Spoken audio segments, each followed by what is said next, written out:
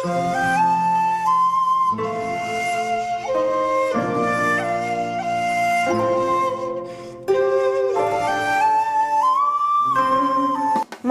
Daily 2 idli தான் சாப்பிட முடியுது, 3வது இட்லியை சாப்பிடவே முடியல.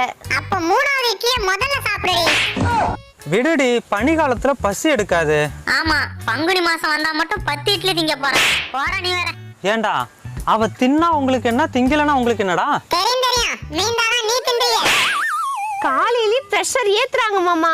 ஏண்டி, நாங்க என்ன குக்கரா பிரஷர் ஏத்துறதுக்கு? யோ, இதுக்கு மேல இவனை பேசினா நான் டென்ஷன் ஆயிடுவேயா.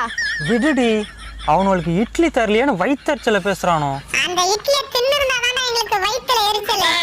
பாத்தியா மாமா இவனை எப்படி பேசுறானோன்னு. சரி, ஃபீல் பண்ணாத, விடுடி, அவனுக்கு டைம் நல்லா இருக்கு. ஆமா, எங்களுக்கு டைம் 7, இவனுக்கு 7:30.